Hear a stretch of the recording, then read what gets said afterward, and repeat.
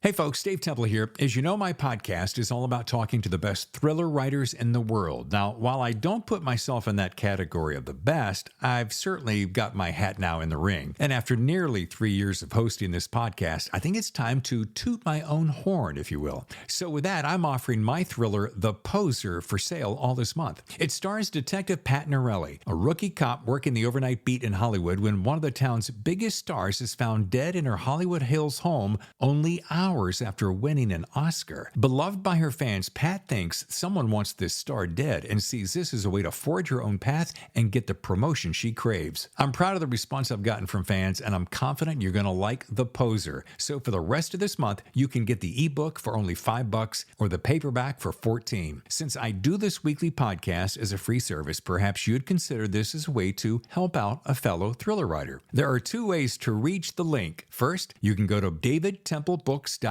scroll down to see The Poser, click, and you're on your way. Or head over to Amazon. You can find it there. Again, davidtemplebooks.com or Amazon. Thanks in advance for your support. And now, on with the show. This is Jack Carr, hanging out with my buddy Dave Temple on the Thriller Zone. The following is a Thriller Zone replay, recorded at BOUCHERCON 23 in San Diego.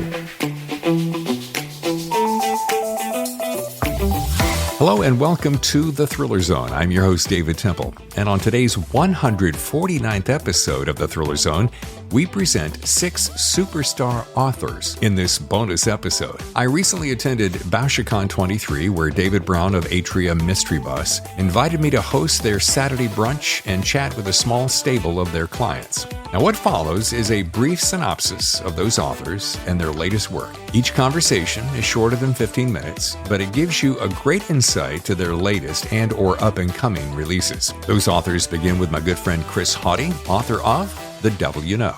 That's followed by relative newcomer and potential sensation I.S. Berry. Next is the always engaging Armando Carrera. That's followed by the multiple New York Times bestselling author Catherine McKenzie. Then you'll meet debut author Katie Hayes, and we'll wrap with my friend and yours, the mega hit multimedia wonder Jack Carr. Short but sweet, I hope you'll enjoy this 1 hour of engaging conversations with 6 authors who are sure to take this world by storm, if they haven't already. Hint, hint. Special thanks to my new friend in books, David Brown at Atria Mystery Bus, one of the hardest working guys in the business, and a super special thanks to my wife, Tammy, who makes my life a better place. By the way, who knew she was such a good videographer? Thanks, babe. Chirp, chirp. Now, sit back and enjoy one of my favorite rounds of conversations. And in case you haven't figured it out by now, this is a perfect sample of what the future of my podcast will look like. Conversations face to face. Taking my lanyard off. How close do I have to get to this testing? Is that good? That is good. How's my meter? How's my reading? Your reading's good. Here we are on the flight deck. Thriller Zone. All right. Whatever. I'm trying to get ready, man. I just rolled out of bed. Yeah. Well, ladies and gentlemen, we're with Chris Haughty, author of The Devil You Know, the Haley Chill series. Yes, you are. And man, you look fantastic so early in the morning. All things considered, I think that's quite an accomplishment. And did you do any laps this morning, perchance? I did. I brushed my teeth this morning. Every little bit, right? Yeah. I prepare for these things. And how are you enjoying BOUCHERCON so far? Well, this is my first Boucher. Oh. It's my first Boucher. I missed a Boucher because of COVID, and I missed a Boucher because of, being obstinate. But this is my first, and I'm having a great time meeting my fellow authors, making new friends, and meeting the fans. A lot of fans here today looking for you. A lot of fans, none of them mine. I see a long line of fans in front of Jack Carr. Yeah, he's over there just. And so I'm sort of soaking up the vibe of that enthusiasm. You're in his wake. I'm in his wake. Yeah. Well, it has been a tremendous opportunity. I have never been to a BOUCHERCON, and so this is my first, and the crowds are amazing. I was talking to someone yesterday. They said last year it was like 800 people. This year it's like 1,600. That's twice as much, David. You are a mathematician. Amazing. I know. So I know. early. 2 times as many. Yeah. So 2x. So let's talk about The Devil You Know real quick in case I only have, because you're going to get bombarded by autograph seekers. Yes. What has happened since last time? We saw Haley Chill last. It was Storm Rising, right? Correct. Storm Rising, and she had essentially saved the United States from being divided into two polarized halves. Uh-huh. And so she is instrumental in preventing that from happening, but at the cost of true personal loss. Right. And so when that book ends, she is in a bad place emotionally and maybe even a little bit professionally in her role as a deeper state operative. So as The Devil You Know opens, Haley Chill is still in a bad place emotionally and professionally. And it's really all about her, of course, saving the day. Right. In this case, preventing the assassination of a second U.S. Supreme Court justice. I know. How do I do this? How do you do it? And at the same time, simultaneously, which means the same thing as at the same time, she saves 19 school kids and their bus driver from certain horrific death on the idyllic island at the time of Maui. Wow. Yeah. I noticed one thing. You're always ahead of your time. Every single book. Have you noticed this? Of course you have. It's weirdly prophetic. It's weird. Deep State started that way, and every single book, the book comes out within months, something inside that book happens. It worries me. Well, Nostradamus comes to mind. It makes me wonder if the next book, if there's any more Haley Chill, what we could look forward to then or be afraid of. True. The next book, Mr. Temple. Yes, sir. Is a closely held top secret that I can't discuss on your podcast, unfortunately. But Chris, we're pals. I mean, I know. Can we go off the record? Can we mute these microphones? Yes, hang on one second. Okay. Okay, so here's what's going to happen. I'm not going to fall for that. I know you're just... No, I'm very excited about what's coming next. I've been working quite hard, as you know. Yes. And I really think that this is going to be a big book in the thriller world. I think, and is it, can I ask if it's a Haley Chill book or is it a complete departure? Again, top secret? These lips be sealed. Okay. Well, it will be a thriller. We know that. Yes. There will be elements of mystery and suspense in it. Yes. It will be a page turner, a white knuckler. Yes. It will be a top seller. Yes. And fingers crossed. Fingers crossed. And something tells me, because you came from Hollywood business, I know that you have since, and I air quote the retired because you've just kind of stepped away from it. But yes, stepped away. You can envision potentially this becoming a series or movie in your wildest dreams, right? The Haley Chill series or the new book? The new book. Both. Yeah. Wow. As soon as the strike is over, we have a very successful TV and movie producer who will take the book out. I guess it's the whole series, or maybe this Deep State. I don't know how those things work. So that will happen as soon as the strike is over. And yes, I think this new top secret book that I'm working on and soon to be finished would make an excellent movie. When you say soon to be finished, and I think we talked about this on one of our prior shows, are you about a year-ish at a time for a book? I think, well, it depends which part of the process we're talking about. Yeah. From idea to me turning it into my editor, there are several drafts in between those 2 points. Sure. And I feel like my work isn't done, but where it's really all on me. That process usually takes about 8 to 10 months. Okay. The book I'm working on now will be about a year old come October. So it's taking a little bit longer, but I'm taking more care with it because I think it's such a great idea. Really a very ambitious, dare I say, audacious idea. Wait, ambitious and audacious? Both. Wow. Yeah. Amdacious.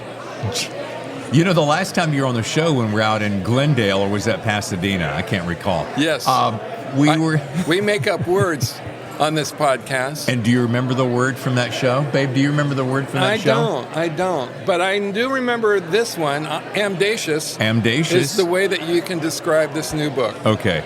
Now, I do know that we walked away because it birthed a T-shirt, #Don'tBeBoring. Right. Which has become a mantra of mine. I hear it everywhere I go. It's everywhere. I saw everywhere. I think I saw it on a Times Square billboard. I think I see it on T-shirts. I see it on Coke cans. Yeah. There was. I came out of the BOUCHERCON yesterday for lunch with some of my author friends, and there was skywriting. Skywriting. Don't be boring. That's amazing. Yeah, everyone's catching on. And have you noticed the world is a more interesting place? It really is, and it's all because of Chris Haughty, author of The Devil You Know. HAUTY. Yeah.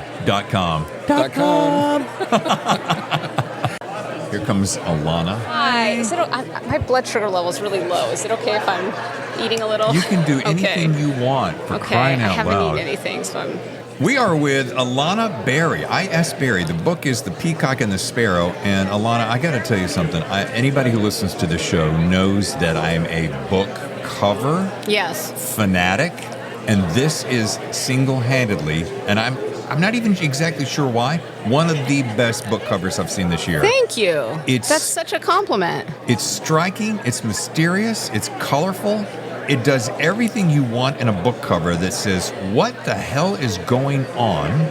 You got this guy in the shadow lighting a cigarette. Yes. And then, of course, you have Ian Caldwell saying, a breathless tour de force, the perfect spy tale. Thank you. Thank you. Well, smoking figures pretty prominently in the book. So it starts off with something about, I don't like the smell of his cigarettes. That's right. Yeah. His informant. Yeah. Yes, exactly. Why is there something very significant about that? And there's a purpose to that cover in the cigarette? A little bit. So it starts off with the main character saying he hated the smell of his informant's cigarettes, and then there's a point in the book where he sort of bonds with the informant and they share cigarettes. It's like a turning point in the book. And I would say that with an experience of an ops officer of both the Europe and the Middle East, that you're bringing all that CIA experience to light in this book. And this is a debut? Yes.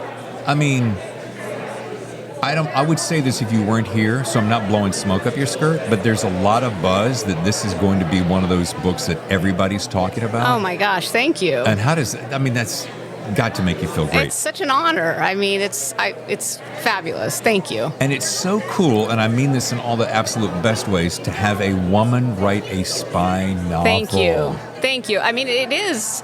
I feel like it's an honor. It's such a heavily male genre that, I'm proud of the fact that I'm one of the only female spy novelists. I think I might be the only female spy novelist who used to be a spy. I hope I'm wrong, but I think I might be. So you can actually say officially that you were a spy? For sure. I had my cover lifted. There's a whole process behind that. And I had to have the book cleared. How does that... See, I know nothing. I love to read spy novels. Yeah. I love that whole world of intrigue. Everybody does. But I've never really understood, A, how does someone become a spy? B, how do you go from that world into the regular world? Yeah, well, the application process is pretty similar to any job. I mean, you really just send in your resume. It's kind of a myth that they recruit you. And then leaving, was that your other question? Yeah, that was actually harder. I mean, because you're in this sort of insular, paranoid world for so many years, and then you leave and you're kind of looking behind your shoulder, and I mean, sometimes I still leave a car space between me and the car in front of me so I can have a quick egress in case something happens. So, yeah. Do you find yourself when you're driving home that you don't take the same pattern every time? I did when I first came back from Baghdad. I spent a year in Baghdad during the war, and it took about a year to sort of reacclimate, and my survival skills were still very much part of my life, but not anymore. First time I'd ever heard about that, my brother used to be in intelligence in the Air Force, and some division, I still don't know what it is, and he said he never drove home the same way ever. And I was like, what is that like? He goes, you just get into the habit of it because you have to be prepared as though someone's possibly tailing you. It's true. I mean, the instincts kind of die hard, and especially it was actually more of a concern when I worked at Langley at the headquarters, because then it's like you're taking the same route every day. And we used to joke, because there's a gas station across the street from Langley, and we used to joke like the Chinese, the Russians are probably just parked there watching the same cars go in every day. Can you do me this favor? Can you give me, because I have not had a chance to... This interview was sprung on me before I had a chance to really dig down on it. I'm going to read this book, and I hope you'll come back and be on the show. I'd love to. But can you give me the elevator pitch for The Peacock and the Sparrow? It's basically about an aging spy stationed in Bahrain who gets caught in the crosswinds of the Arab Spring on his final tour. He gets ensnared in murder, consuming love, and an unpredictable revolution, and he's forced to choose a side. That is so succinct. I've had some practice. Yeah. That is amazing.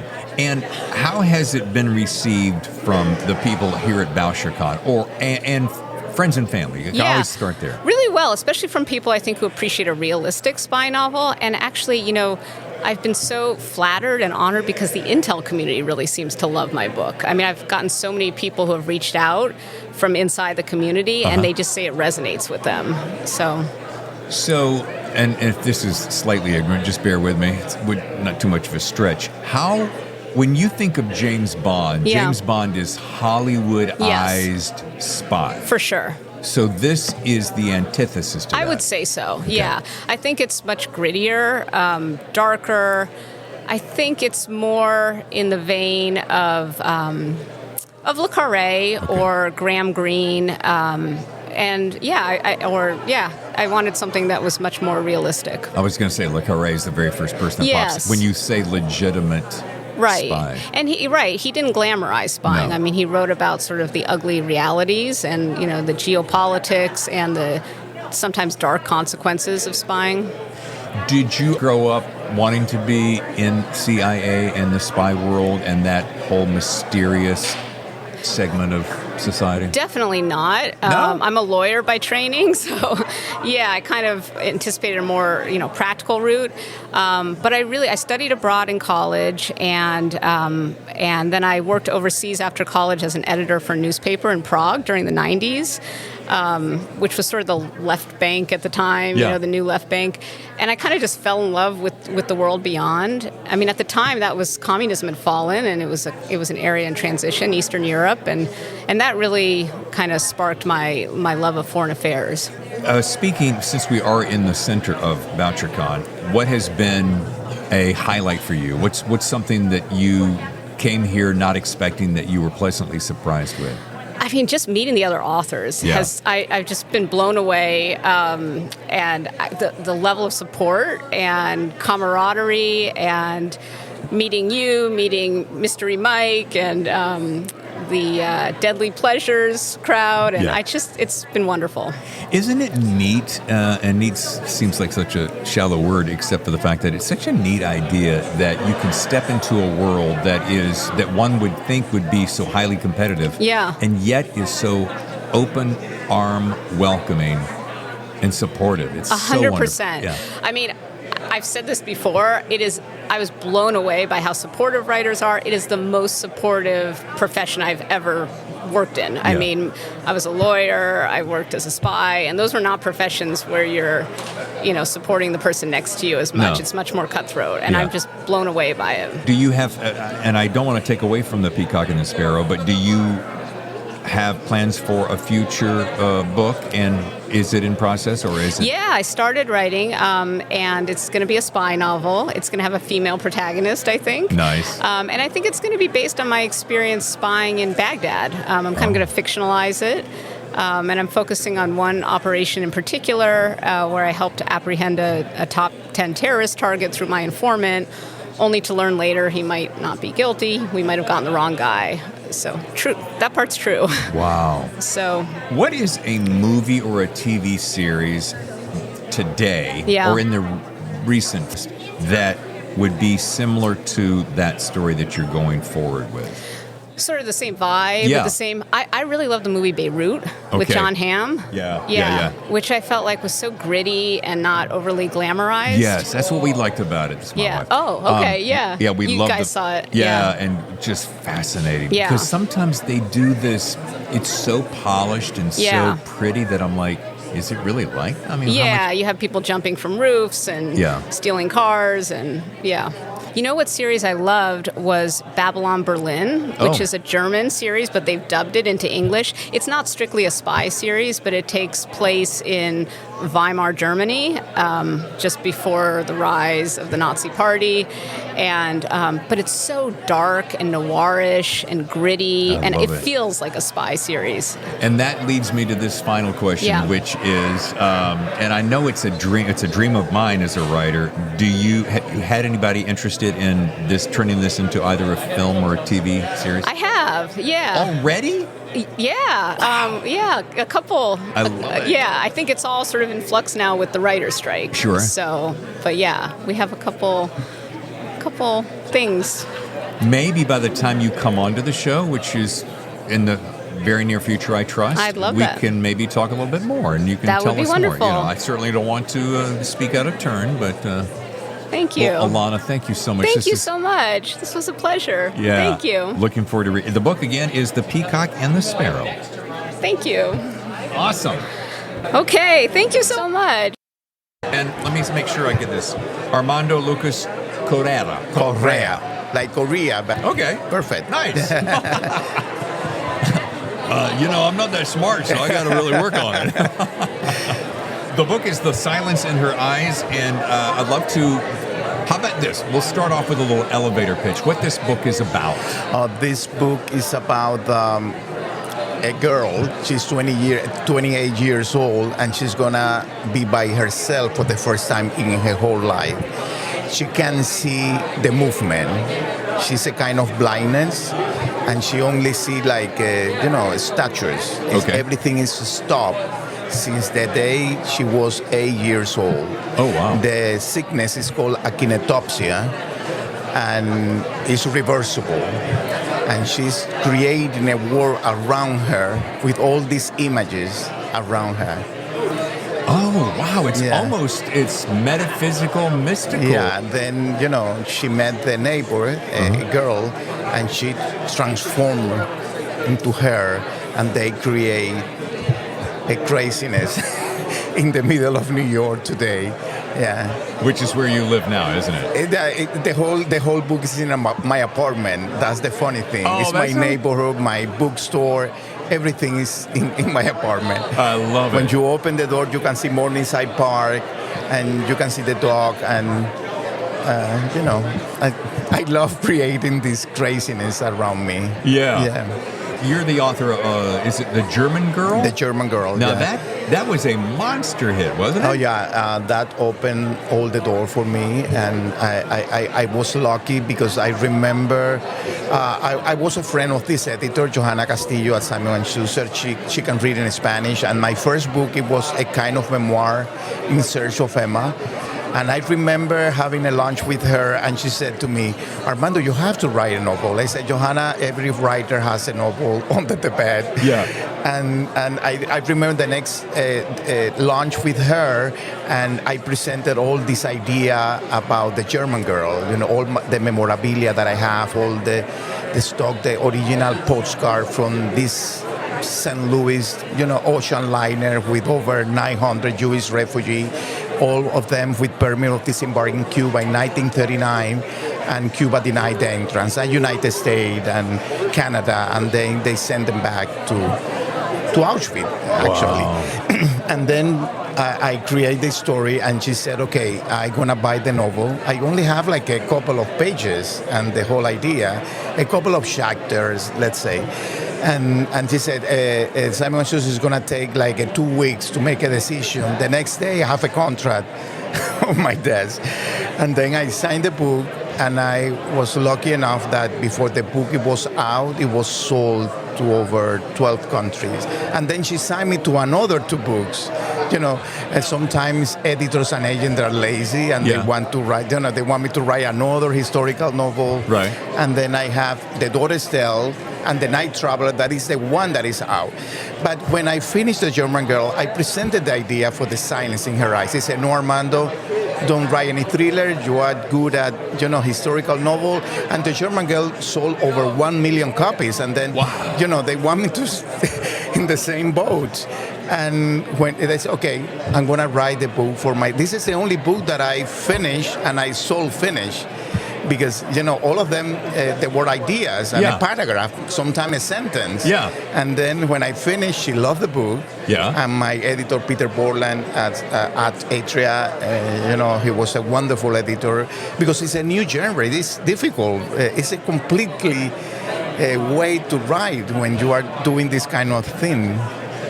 What do you suppose was the magic? I know that's a tough question, but what is the magic that made that book skyrocket? The silence, I think it's the idea to create this kind of fantasy. Because, I don't know, you heard before akinetopsia, the sickness? I never heard about it. Right. I want to create some kind of sickness with her, and there another kind of blindness that you can't define the face. Yes. This is real, but for me this is like a fantasy. Right. Stop motion is different when you can see the movement. Sure. And I started studying. I did a lot of research about this because it's in first person. You have to write like you are in her mind. Right. Seeing all this work and creating a story in every person that is stopping you. Right. Because the only way you lost the person is when you blink. If you are here right now, I'm going to see you forever until I blink. Maybe you left already. Oh, wow. But I can smell that you left. I can listen your steps, And then if she loves someone, she wants to stay here. If she blinks, she lost the image of the person that she loved. That is so amazing. I've never heard of this. Yeah, me neither. And then there is a lot of video on YouTube, some cases in Germany, and how they see, if you go to the subway, they function better when they have the eyes closed and they use the walking stick. Exactly. Yeah. And because with the eye, you can see the car here, you can see everything. Yeah. The good thing is they have like a good sense of smell and noise. Everything overcompensates. Exactly. Yeah. But for her, it's like when it's a taxi, it's like a yellow cloud. And the rain is beautiful. The rain, there are glass, like a piece of glass until like you blink. Yeah. It's beautiful. I love it. Yeah, it's fascinating. I've never heard anything. Well, now I understand why the cover is done in like this repeat pattern. Well, having come from a background of journalist, editor, has got to have influenced you strongly to be such a strong author. I think, I am an editor and I love to be edited. Yeah. I believe in editors, and you're a big fan of that. Oh, yes. And for example, you always fight with your editor. When you finish your first draft, you send your masterpiece, you think it's a masterpiece. Right. And then when the editor, of course, the first paragraph, you're brilliant, you're a genius, and then, step 1, step 2, say, he's crazy. But the next morning, I said, he was right. Yeah. And then you start working. And for me, it's their problem. I don't have any problem to finish a book. Right. If you want me to write another scene, I'm going to write another scene. Sure. Yeah. And I am my first editor at the same time because, for example, this is around 100,000 words, but I finished over 200,000 words, and I'm cutting because I prefer to have the whole atmosphere. Right. And I know I am very conscious for the pace because my major was theater critic, and I study theater, and I create a scene. I know, the next action has to happen. I don't want to be, you'll be bored. Less is more. Exactly. Yeah. And for other plays, I when I'm reading, I want to enter to a room, to feel it, to see the wallpaper, the texture. I think I'm good at it. Yeah. Sometimes too much, but I love to because some kind of writer, and it's valid because I love it. You are reading their thinking. Sure. But I want you to feel like the character and go to the room and you go want to the inhabit bed. that entire world. Yeah. Well, are you telling me that The German Girl was your very first book? Yeah. And you did 1 million copies on your very first book? Yeah.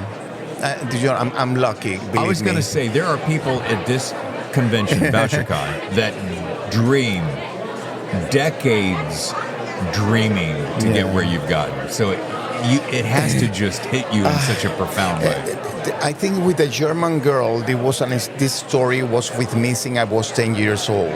My grandmother, she's a daughter of a Spanish immigrant. They arrived in Cuba at the beginning of the 20th century, and she was pregnant with my mom when the St. Louis arrived and were rejected. And I remember growing up during the 80s in Cuba. I was a child, and my grandmother fighting with my grandfather. Cuba is going to pay very dearly for the next 100 years because what they did to the Jewish refugees. And then I started, doing. I was a kind of child that instead reading about cowboys or, I read about the Second World War all the time. I was obsessed with the Second World War because of my grandfather at the same. He loved history, and I was passionate about history. And for my mind, I said, can this happen in the, because the Second World War happened in the 20th century, in the most civilized continent in the world, the most civilized country in the world. Right. That happened in our countries, in the third world, but not in the first world. And for me, I have a fascination about that. And I started, collecting story. I was thinking to write a non-fiction book. I have the survivor of the book, the children of the St. Louis. Right. And when Johanna talked to me, I said, okay, maybe I became a father. I always said that my daughter, she's 17 now, she made me a writer. Because I remember Why is that? Because The German Girl, that it was going to be a non-fiction book, started, in the voice of a 12 years old. The first sentence is more or less like, I'm going to be 12 years old, I decided to kill my parents. That's the first sentence. And at the beginning, it was 9 years old. She was growing up with Emma in a way. And all the emotion and the father with the daughters and mother with the daughters is because of I am a father, I think. Yeah. I cried a lot. Yeah. I made people cry. I love make people cry. You like to? I love it. Yeah, and this is since I became a father. If you talk to me about your talk, maybe I can cry right now. Right. I am. You're an emotional guy. I emotional. Yeah. And I love to create emotional connection with the reader. And I think that's my key when I did the German Girl. Yeah. And so with Silence in Her Eyes, it is a thriller. It's a thriller. Yes, because I am not going to spoil the book, but you see this delicate woman. Right. She looks very young. Younger than the 28 years old. She's living by herself. She's in love with the delivery guy, with the guy in the book called, she's a good reader. She's all the time reading. Right. And then she thinks that she's helping her neighbor, that is her only friend, because she's living like a nightmare with her husband. He's abusive.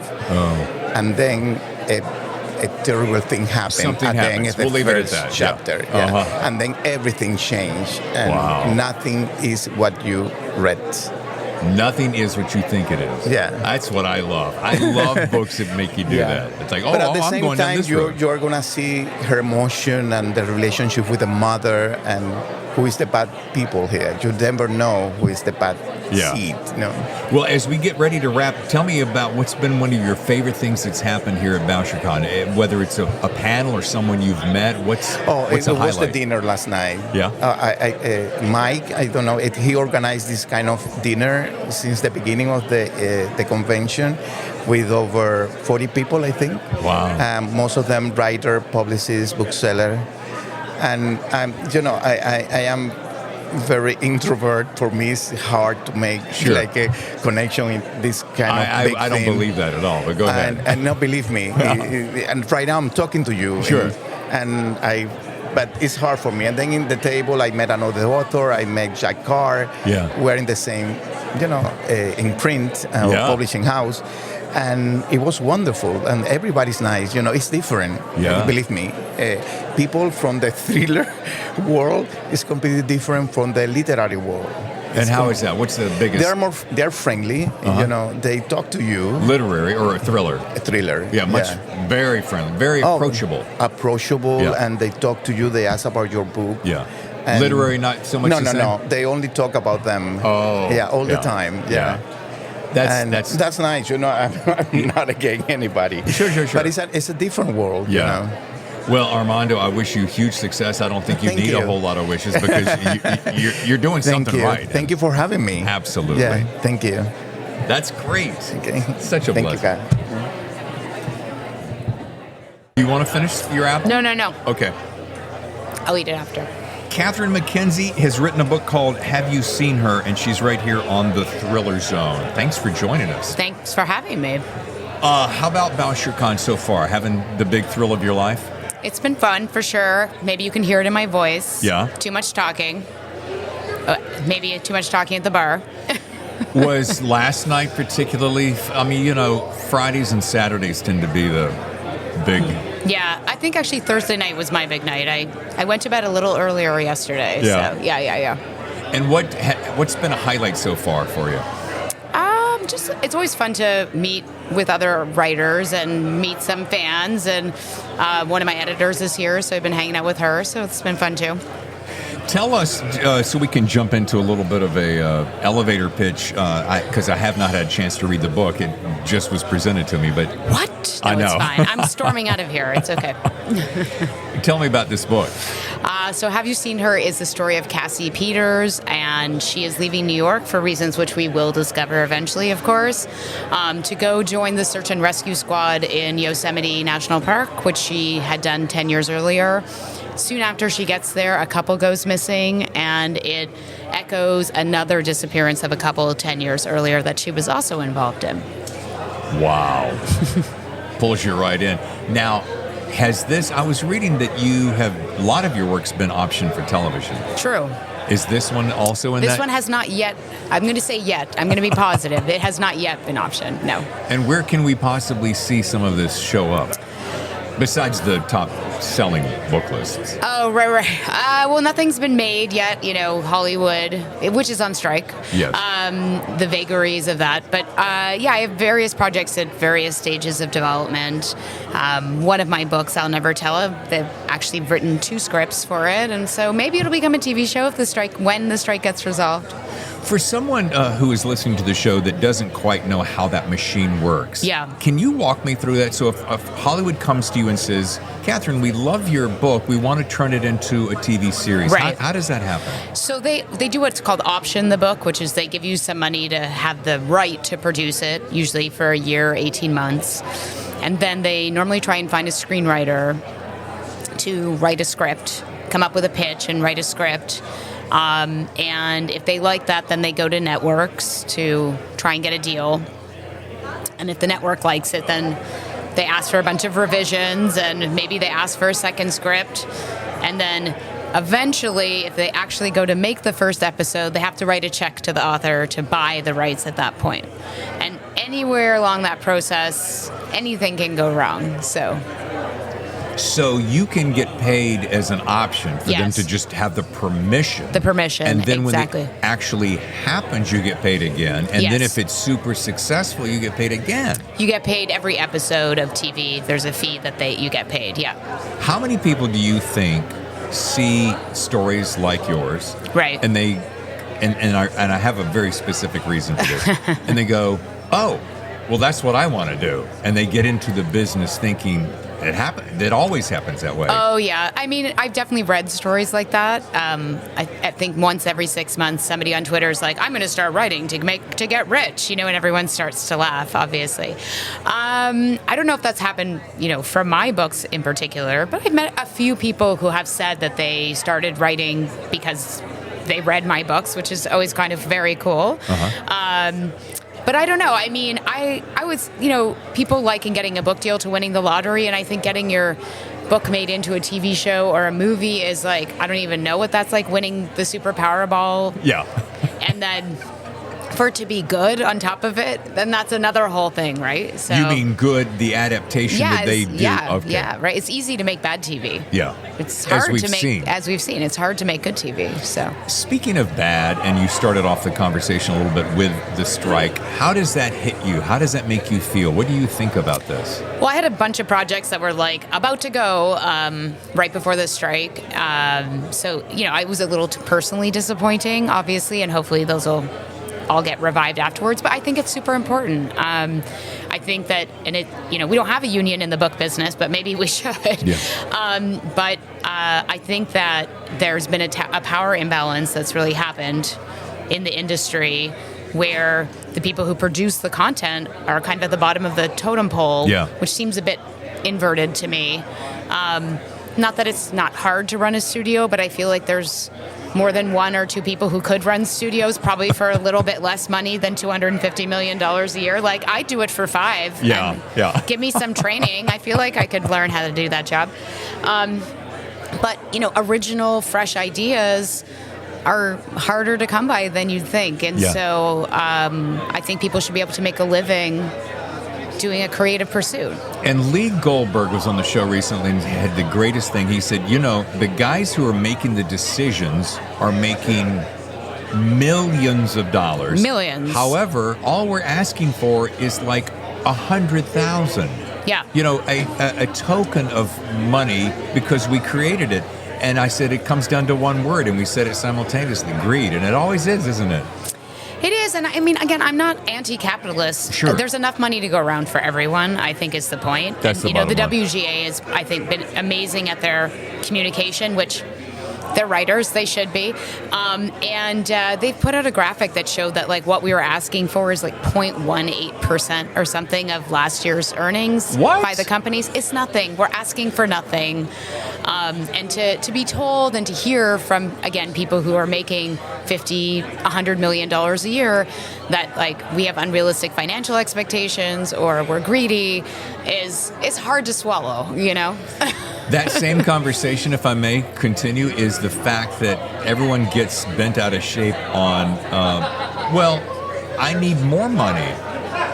But we just need a little bit more because in order to propagate more good stories. So they go, well, we just go AI. So we had this whole conversation about AI. Right. The thing about AI, it regurgitates information that already exists. So what you're going to do is get a watered down version of everything that's already happened in the past. Yeah, I think so. I mean, who knows where AI is going to go? It's in its infancy.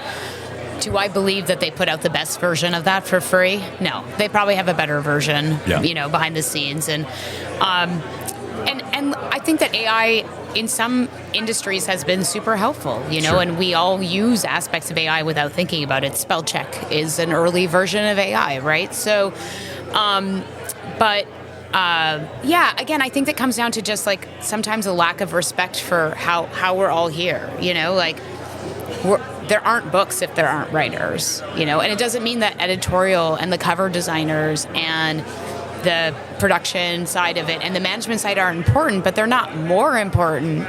And that's what I've just found always fascinating is like, how did you become more important than the people who are people, I think in general, don't buy books because of an imprint. They buy books because of an author. Exactly. Right? Yes. And they're not like, oh, this person is president of this such and such book company, so I'm going to go buy all their books. They don't care about that. Right. You know, Right. they care about Jack Carr, who's Exactly. just sitting right over here. Right. You know, that's who they came to see, and that's whose books they want to read. So. And they came to see you too. Oh, that's kind. I saw quite a line out in front of Oh, you. I think that was 2 people, but they are very kind. I saw a line, I think it's on the inside jacket of your book. It's easy to disappear when no one is watching. Right. When I read that right there, between a good cover and a byline like that, Yeah. it makes me want to read it. Oh, good. This is not a series. It's not a series, no. Do you have any series? Do you have plans for series? I don't have any series right now, but I am writing a series. So finally, after 15 books, I figured out, well, maybe I should write a series. That might be a good idea. Oh, it's 15? Yeah, I've written 15 books. 15 standalones. Wow. Yeah. I got a quick question before you go. A lot of people go back and forth about this. A lot of authors, I just love one original idea and move on to the next one, like you, 15 Right. in a row. Others say, I create this one character and I want to build an entire world and I build a nice career out of it. Do you think there's a right or wrong way, a better or a less better way? No, I don't think there's a right or wrong way. I think I always a big believer that you have to be passionate about what you're writing about. And if you are, hopefully that will connect with an audience. So if you're just doing something because it's like, oh, I think this is what's marketable, that's going to come through. Sure. So for me, my process was, I knew I was done with this story when I didn't have any questions about the characters anymore, and I kind of didn't care about them anymore. I know that sounds cold, but I'm like, I was done with them. We spent time together, and now it's over. So for me, the challenge in writing a series was coming up with a character that I wanted to spend more than one book with. Uh-huh. So far, so good. I'm writing book 2, and we'll see. First of all, congratulations on Have You Seen Her? Thank you. Second of all, I wish you huge success when the strike is over and all your stuff gets reacquired and put back into motion. And I can't wait to see what this series is about. All right. Well, thank you. And when can we expect that first? It's coming out next year, but I can't announce it yet. Still. Sure. But next year. Yeah. And will we see you at BoucherCon next year? It's going to be in Asheville? Yeah, undoubtedly, I'm sure. All yes. right. Thank you again. Thanks for having me. Nice. Thank you. Katie Hayes, author of The Cloisters, is on the Thriller Zone. Welcome. Thank you so much for having me. This is your debut. It is. I love meeting debut authors. great. You know why? Why? Because I get to see you when it's all fresh and new and everything's exciting before you blow up. Right, or before we are exhausted, yeah. Either way, it works. Yes. Well, how about this? Since I didn't have enough time to read that in the 14 minutes that I had Yeah. preparing, can you give me a little Of elevator course. pitch of it? Yeah, The Cloisters is the story of a young woman who goes to work at the Metropolitan Museum of Art's Medieval Museum, the eponymous Cloisters, which is a 14th century monastery that was moved from Europe to the northern tip of Manhattan by John D. Rockefeller. And while she's working at the Cloisters, she discovers a 15th century deck of tarot cards that may actually tell the future. And so it's about whether or not she can use the cards to unravel a murder that happens at the museum. Oh my goodness! Yeah. Now, Have I tempted you now to read it? yes, Yeah, and there I we want go. to say this. I get probably 4 or 5 books a week that come into the Thriller Zone, and I yeah. probably read 2 a week. And everyone who listens to the show knows that I'm a fanatic for book covers, and this is one of the most beautiful book covers ever. Oh, thank you. They did a wonderful job. I mean, but the color of blue and the way it kind of shimmers in the light, it's just you can't forget this cover. Yeah, it's lovely. I mean, especially with the gold foil, it Yeah. just really pops. And so that is based loosely on something that actually happened. That building literally was. So the Cloisters is a real place, and this is something that actually a lot of readers ask or don't know. If you're not familiar with the Metropolitan Museum of Art's northern branch. They have obviously the main Met on Fifth Avenue, which everyone knows, but they also have a museum at the northern tip of Manhattan in Fort Tryon Park that is dedicated solely to medieval art, and that is the Cloisters Museum, and it was kind of a European folly built by the son of, one of the original American robber barons, and he had a personal medieval art collection, and he wanted a place to house it. And so he went to the Pyrenees in France and bought up all of this sort of tumble-down stone from a cloister and a monastery there, and he shipped all of the stones to the northern tip of Manhattan, to this park, to create a museum for his private collection, which now houses more than just his private collection. But it's an incredible, if you're ever in New York and you want sort of something out of the ordinary, the Cloisters is a great place to visit. Unbelievable. Yeah. Well, so tell me, this is going to seem like a silly question. It's a debut book and a New York Times bestseller. So that means you came out of the gate with a major hit. Yeah, I mean, the pressure's on now, right? Yeah, I think that's the challenge. No, I was incredibly lucky. The book was chosen as a Read with Jenna book club pick for the Today Show's book club, which was a really wonderful experience. They're an incredible team. They did a great job by the book, and it has been a really lucky first book experience. How many people do you think, especially here at BOUCHERCON, where they're, authors are daydreaming of being in your shoes, how hard do you think it is to come out of the gate with a hit like that? And did you ever have that dream? It's funny because the book is a lot about whether or not luck plays a significant role in our life. And I think the reality is that any of the books here are strong enough books to be New York Times bestsellers.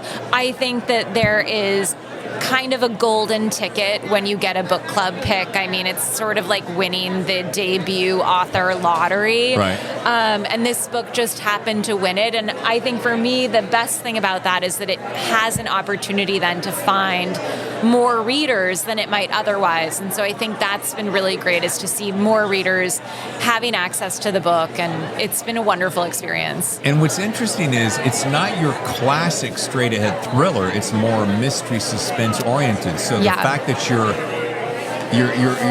basically able to cover two grounds at once. Yeah, I think if you were a true blue thriller reader and you come to this, I don't think the pacing will be quite up to your thriller standards. I would say this is more of a literary suspense novel or a upmarket suspense novel, so it doesn't move with the kind of quick clip of a lot of thrillers.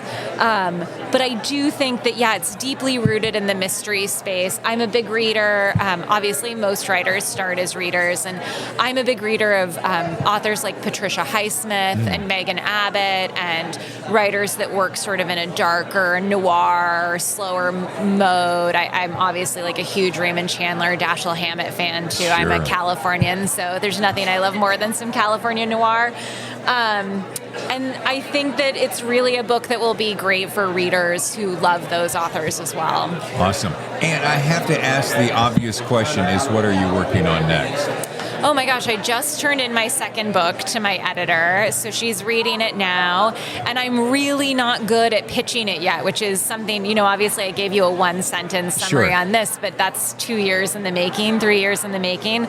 But it's the story of a man whose wife is found dead on the island of Capri, and he lives under the suspicion of having killed her for 30 years, but is exonerated of the crime. And he returns to the island with his daughter, and again, someone dies 30 years later, and it's about the unraveling of the family in the wake of this second death and how it causes them to question everything that came before. And that one is definitely more paced like a thriller. It really, right from the get-go, is just foot on the gas, kind of wonderful. And I love the setting. For me, in a book, I want to travel someplace that you want to spend 6 to 8 hours. So the island of Capri is this kind of weird and magical place that is both, everyone there, it reminds me a little bit of LA. Everyone there is kind of performing something that they want to be or are hoping to be. So it's a lot about appearances, illusions, things like that. Yeah. Well, the book again is The Cloisters. The author is Katie Hayes, and boy, it's again a beautiful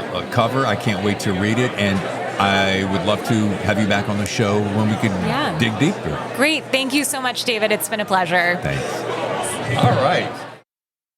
Look at this. I haven't seen the small one. Yeah, this is the baby. Nice. Yeah. That's really Dude, nice. I've been watching your equipment updates. It's pretty serious. You I can't do it. Like when I had the thing, not the computer. I was in that. We can talk about it. Should we talk about it on the thing? I'm talking right now. Oh my goodness! Do I have a headset or no? No. Do you need to? I'm just doing it so I can hear the reference. Gotcha. No, so I started with the larger. Did you say it Rodecaster Pro? Yeah. Rodecaster Pro. So the large one. Yeah. And then just a camera. So I don't know if there's anyway, just the camera on a tripod. And that's it. And you put the 2 cards in, and then record. Yeah. And go. Yeah. And I had headsets, and that was it. That was pretty much it. Now there's no way I could possibly do it. Now there's a podcast tech comes in, sits down. It's still the roadie thing, maybe a news one, maybe a newer one, but it's hooked up to like multiple screens, multiple cameras all over the place and angles and the whole. I don't even know how to turn it on. By the way, we're with Jack Carr. In case anyone hasn't recognized the voice yet, we do have video as well. You have the voice. So, well. I'm trying to emulate it right now, like just by like, it's it. You got the voice for this. Yeah, but you got the talent, man. right? How you doing? No, but seriously, I watch your videos, and I always I'm waiting for that wide shot. I'm like, what new toy Jack's got now? I did a little walk around when it first, like last August, I think, is when they finally finished it, and I did a little walk around. And I showed the everything in there, but now it looks not as clean as it did then, because that's where I also put when the gear segments come in, when people send me things, I do it and then it stays in there, and it's just been piling up. So it's a little bit crazy. So I think I'm going to move out into an office space in town that's a little bigger, and trying to move out of the garage. I'm going to geek out on you a little bit. Let's do it. Because I've watched this since day one. I was there back in Thriller Fest 2019, and you had actually premiered before that. But I've been watching this meteoric rise, and Tammy and I talk all the time, how the hell does he manage this empire? And every time I turn around, it just goes boom, boom, boom. It's chaos. It's constant chaos. 3 kiddos. So you're juggling the 3 kiddos. Yeah. And my wife kind of holds down the fort, but it's still. I write very late at night. Yeah. I'm always late with deadlines. Yeah. I pulled a couple all-nighters this time, and they're getting harder and harder to do. Like for Savage Sun, 3rd book, I pulled maybe 1 or 2 all-nighters, and it was still like, oh, okay, I'm feeling it a little bit. Yeah. But I can still push through. This last one, 3 all-nighters in a week and a half, and it was painful. Like I felt it much more, and it's only been about 3 years from Savage Sun to this one, but I definitely felt it a lot more. This one, 3 years on, but no, it's just all prioritize every day, and some things get missed, and I'll have to pick them back up again, and it's constant juggling, always thinking about how to do it better, always thinking how to be more effective and efficient, even in the midst of the chaos, and always adding new things to grow and do those things at the level that my other projects are at. So it's just hopefully everything's making each other better as I grow. But my first nonfiction comes out in October of 2024. So adding that to the mix. Tom Clancy started doing that in the early 90s. Right. So I think it was after book 6, I want to say, but it might have been after book 5. But he started doing the nonfiction. Then he started adding more things to what he was doing. So my first nonfiction book is on the 1983 Beirut barracks bombing. Right. There's a lot of newly declassified documents that have come out in the last few years. So now you can piece together what was happening in the White House and who was making decisions whether to put Marines ashore or keep them on ships in the Med, and what level of involvement we were going to have in Lebanon. So with that, and then going and talking to survivors who are pulling their friends out of the rubble, and talking to people who went to identify bodies. The same team that identified the bodies at Jonestown got sent to Beirut, Lebanon after the bombing.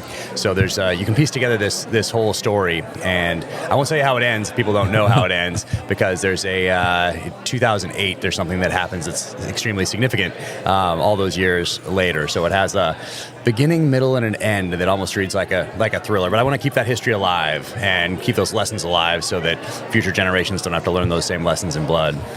The way that the speed with which you move through life is always been amazing to me. And so Only the Debt, most recently. Will you try to do a nonfiction and a fiction simultaneously each year? That was the idea when I pitched it to Simon & Schuster, and they loved it. Very soon thereafter, I realized that, no, it's going to be every 2 years. I called them back up, and I said, I know what the contract says, but there's no possible way to do these events justice in a year. No. So you have to, it's going to be every 2 years, and if it takes longer than that, it's going to take longer than that. It's always about the product. It's always about doing the best I possibly can with the stories or with these new nonfiction works. And I'm working with a guy, amazing guy, James Scott, Pulitzer Prize finalist, historian. So he's flying around the country doing all these interviews, digging through archives right now. And we're putting the story together this fall and start editing and get it out there by October of 2024. And let's talk about the TV series. I mean, TV series.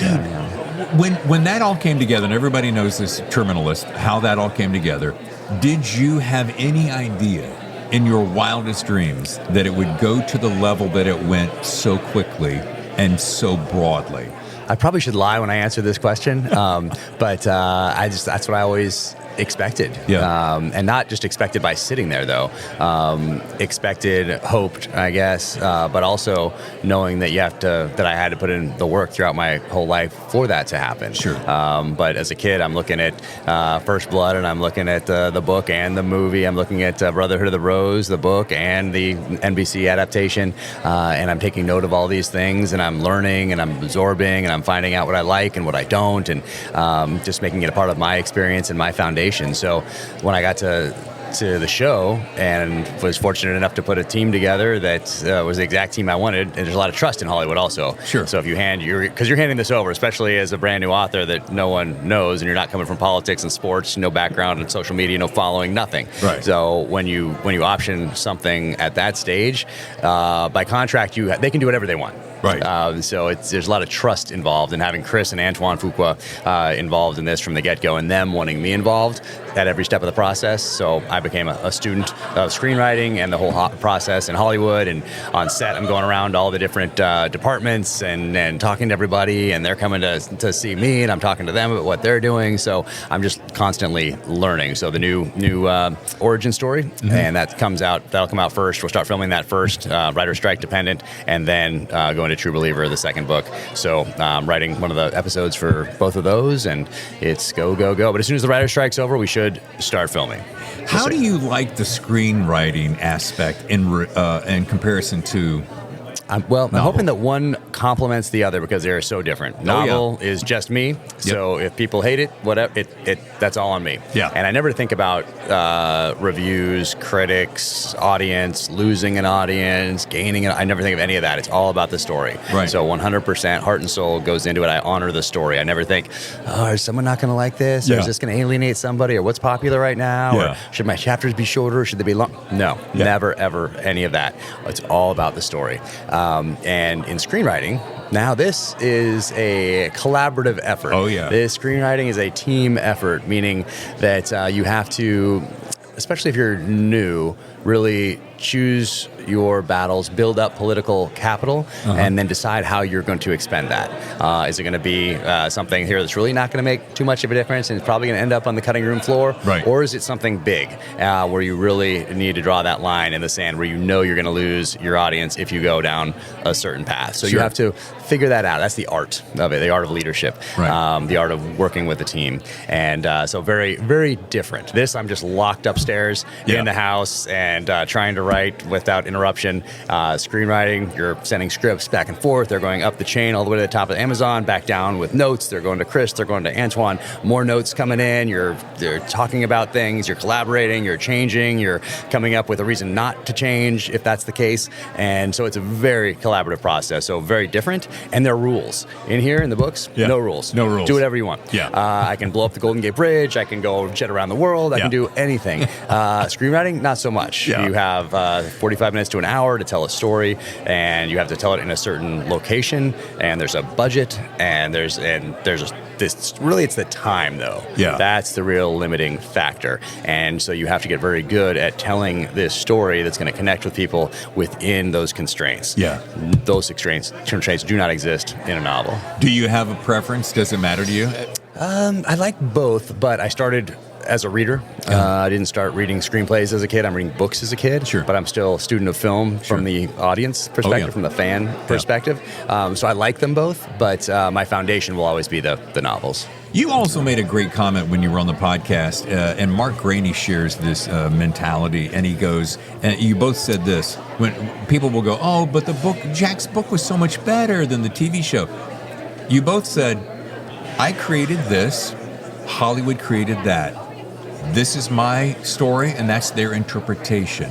And I always like the idea that you guys said that, because what you're doing is you're saying their art form is their art form. Yeah, it's an adaptation. It's not, they're not just like taking every single line in here and putting it into a script, copying and pasting, because of those constraints. So sometimes 3 characters might get morphed into 1. Some characters might not even make it because you have 8 hours total to tell, 8 episodes to tell this thing. And I went into it just knowing that First Blood, the book, very different than First Blood, the movie, both fantastic, 2 totally different mediums in which to tell a story. But I went into it knowing that there were going to be changes and wanting to be a student of that process. So, but I love being involved with it. But then again, if it's horrible, then you got to take ownership. You can't say Hollywood screwed it up, because now you're a part of this machine. And so you got to take ownership of that. If people hate it, that's just okay. That's how it goes. But I love both. I love every part of the process. Do you ever, Jack? Do you ever get to the point where you just go, I would like to take a big, long, deep breath? Because I know you've got, between books, fiction, nonfiction, your online store, which is crazy successful, and all your product launches, and the TV and movies. Do you ever just go, could I grab a little breath? Or do you go, I'm making hay while the, whatever that phrase is? Yeah, well, the sun shines. So, no, because I've not until just now. So thanks. But no, I think of it more in terms of how do I do this better? How do I focus on doing the things that only I can do? And how do I take some of the things that maybe I don't have to do and give those to somebody else? So I'm bringing on a chief of staff that can help do some of those things that maybe I don't have to be doing. Take over like some emails and meetings and schedules and all that sort of a thing, and act as more of a protector barrier so that I can just focus on the writing, and I'm not also doing all of those things. So it's time to professionalize a little bit so I can work on this next book number 7, work on the nonfiction. There's some other projects that haven't been announced yet that are also in the works. So there's a lot to manage, and a lot of those things are things that only I can do. So anything that maybe somebody else can do, I'm going to outsource that, delegate that here in the next few months. I think I know of a wife and 3 children that would probably applaud that. Would that be? It's busy times, but I try to put the pen down, close the computer, put the phone in the other room, and just spend time with them when we're together after school, or like picking up the youngest at lacrosse practice or whatever it is. Then I'm trying to be off, and then only when he goes to bed, then I'm back on for another few hours of uninterrupted work, and then up and back after it again in the morning. And did you tell us just before we came on, daughter is in college now? Yeah. So college there. We have a 15-year-old and a 12-year-old. But it's still constant chaos. I mean, it's just how life is. But I love it, and you got to realize that the kids aren't going to be around for that much longer. So you got to embrace it while you can, and love every minute of it, because you'll miss it when they're gone. So that's kind of how I look at it. And since we're sitting in the middle of BOUCHERCON, you were a surprise guest at the last minute, weren't you? What made you decide to come back to the old stomping ground? Well, I wanted to come, but there's so much going on. I didn't want to commit and then have to back out at the last second, because it's complete chaos. So anyway, that's the reason. I had to back out of something last year, and I feel awful about it. Oh my gosh, I'll never get over it. But so I wanted to avoid that. I tend to overcommit anyway. And I want to say yes to everything and help as many people as I can. And but I also have that issue of, now I've said yes to all these things, and now there's deadlines looming, and there's family stuff and all this, and so I need someone to start managing that part of the chaos, because I am notoriously horrible at saying no. So I didn't want to all of a sudden be on all these panels and then have something happen at the last second and have not be able to come. So it's nice to be here. Tammy and I said right when you stepped up, we have been watching you from afar, just cheering you on, and not that you need it, but we're so proud of you. We're so happy for you. Thank you. and your family. And well, I appreciate the support from the very beginning. Means the world, and that's why I love coming to these things also, because it's a chance for me to say thank you to people, and that's what I love doing on social media, and it's what I love doing at book signings and at book festivals and at conferences like this. And it's a chance for me to shake hands with somebody and thank them for taking a risk on me as an author and then telling a friend. So I sincerely appreciate it. Well, thanks for spending some time with us. Absolutely. Yeah. Awesome. Cool. All right. Nice. I always get so teary around. Oh, I know. This has been a Thriller Zone replay, recorded at BOUCHERCON 23 in downtown San Diego. Your front row seat to